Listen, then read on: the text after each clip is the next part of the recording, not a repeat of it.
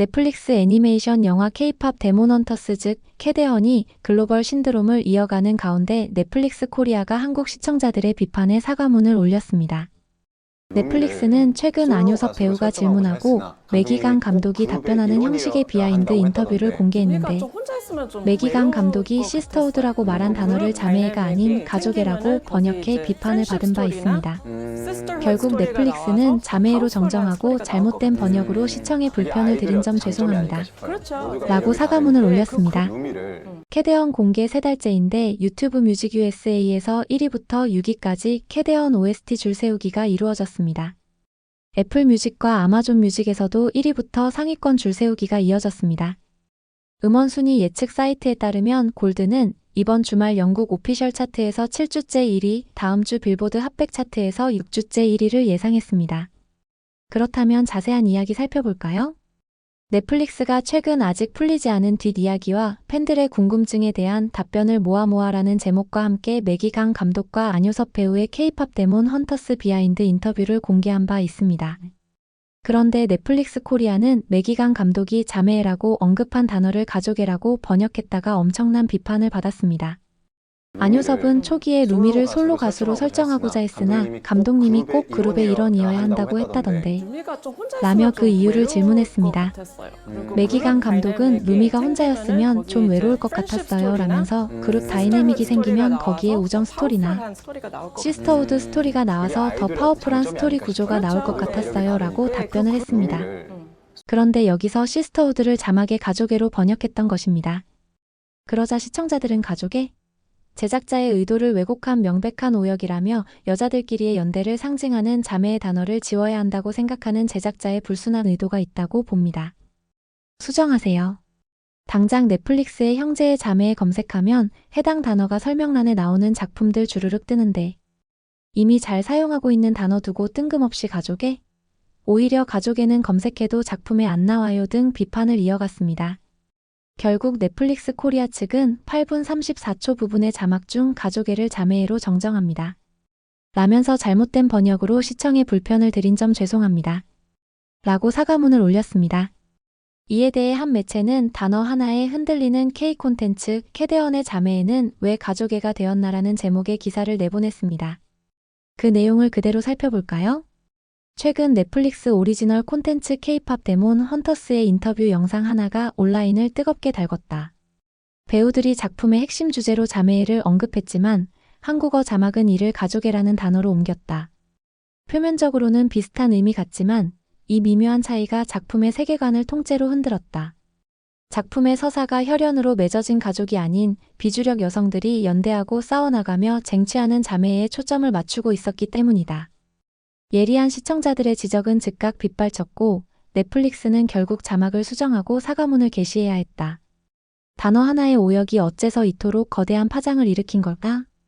글로벌 콘텐츠 시대의 시청자는 더 이상 수동적인 소비자가 아니기 때문이다. 이들은 작품의 서사는 물론 그 안에 담긴 문화적 맥락과 뉘앙스까지 파고드는 적극적 감시자에 가깝다. 자매애를 가족애로 뭉뚱그린 것은 단순한 번역 실수를 넘어 창작자가 전달하려던 핵심 메시지를 흐리고 작품의 영혼을 왜곡한 행위로 받아들여진다. 이러한 현상은 K 콘텐츠의 위상이 높아질수록 더욱 선명해진다.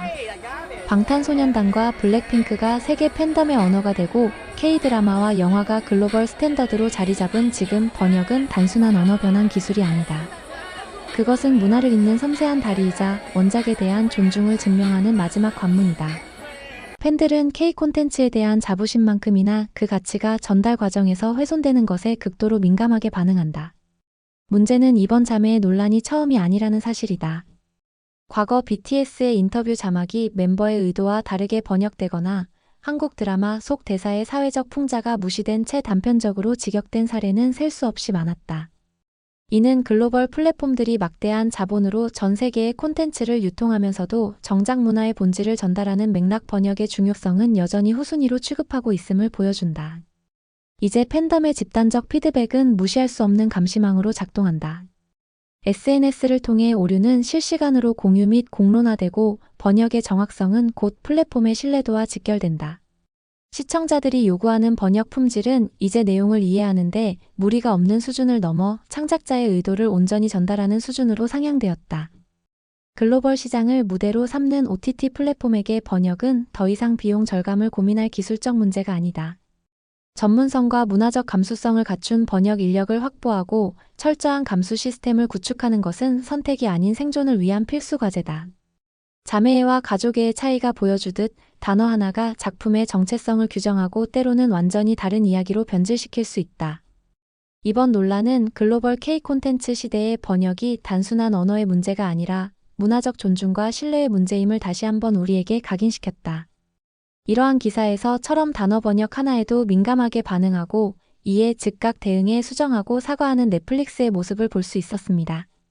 시청자가 이제는 단순한 시청만이 아닌 감시자 역할까지 하고 있다고 볼 수 있습니다. 그만큼 번역의 중요성도 커지고 있다고 보여집니다.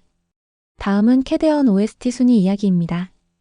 유튜브 뮤직 USA에서 1위부터 6위까지 줄 세우기가 이루어졌습니다. 1위 골든, 2위 소다팝, 3위 하우 이츠던, 4위 유어 아이돌, 5위 테이크다운, 6위 프리 등 순이었습니다. 아마존 뮤직에서도 줄 세우기가 이루어졌습니다. 1위 골든, 2위 소다팝, 3위 유어 아이돌, 4위 하우 이츠던, 5위 테이크다운 그리고 7위와 디 사운즈 라이크, 8위 프리 등 순이었습니다. 애플 뮤직 글로벌의 경우에도 1위 골든, 2위 소다팝, 3위 유어 아이돌, 4위 하우 이츠던, 그리고 8위와 디 사운즈 라이크, 9위 테이크다운 등 순이었습니다.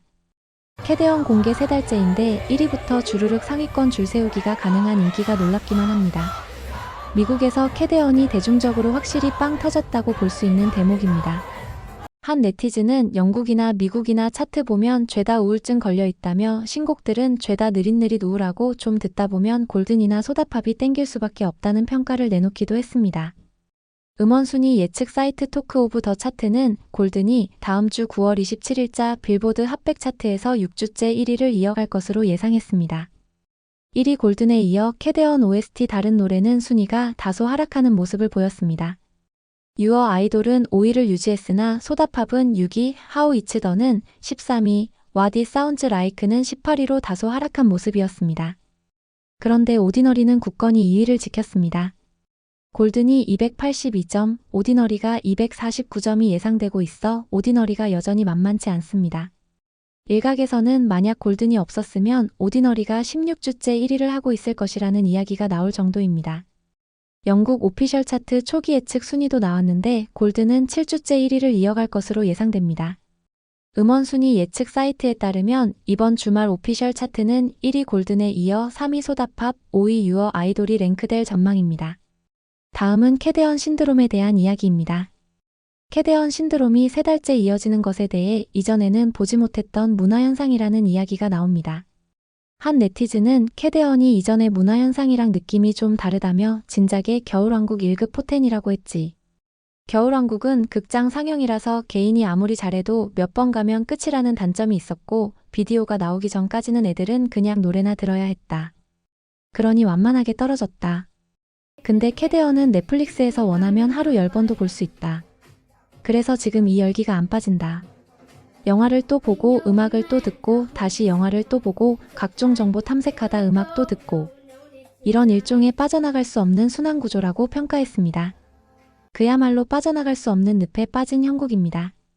이에 3달째 꾸준한 유입이 있다는 것은 진짜 미친 영화임엔 분명하다는 반응입니다. 이 같은 캐대언의 늪은 시청자가 10대에서 20대 그리고 아이들, 그 부모들 그리고 중년 세대 등 모든 세대로 이어지면서 즐긴다는 점에서 대중성이 무시무시하다는 분석입니다. 아울러 전 세계 국가들의 경우에도 미국, 영국, 캐나다 등 영어권 국가에서 유럽, 그리고 아시아, 이어 중남미 등으로 순환하면서 신드롬이 이어지는 것도 3달째 인기의 비결인 듯합니다. 네티즌들은 아직도 안 보고 뻐기는 사람들이 많아서 오히려 계속 유지가 잘 되는 느낌이다. 결국 못 참고 맛봤다가 뒤늦게 타오름 뭔가 애타게 하는 맛이 있어서 재탕하게 된다. 맛있는데 아쉬운? 그래서 다시 먹어보는데 또 뭔가 아쉬운? 등 반응을 보이기도 했습니다. 다음은 소소한 이야기들입니다. OTT 순위 집계 사이트 플릭스페트롤에 따르면 15일 분석 결과 캐대언은 689점으로 2위를 차지했고 캐대언 싱어롱은 7위로 밀렸습니다. 1위 국가는 홍콩, 말레이시아, 대만 등 3개국에 머물렀습니다. 내가 몰랐던 8위는 858점으로 이틀째 1위를 유지했습니다. 한 중학교 선생님이 교무실 앞 혼문 설치 완료라면서 오늘부터 나도 K티처 내신 헌터스. 지금은 새로 뽑아서 교무실 쌤들 얼굴 합성함이라는 글을 남겼습니다. 교무실 혼문은 노크 없이 문 열면 난이도 고잉업 혼문을 지키고 싶다면 들어오지 마. K티처 내신 헌터스. 시험 출제 중이라고 쓰여 있었습니다. 호주에서 농심이 신라면 등 행사를 열면서 현지 아이들의 재밌는 사진들이 인기를 끌고 있습니다. 아이와 아빠의 꼭 닮은 모습, 소다파 포즈의 오누이, 신라면을 보듬고 있는 자매 등 모두 귀여운 모습입니다. 여러 가지 이야기들, 여러분들 생각은 어떤가요? 구독, 좋아요는 더 좋은 영상 제작에 큰 힘이 됩니다. 모두 좋은 하루 보내세요.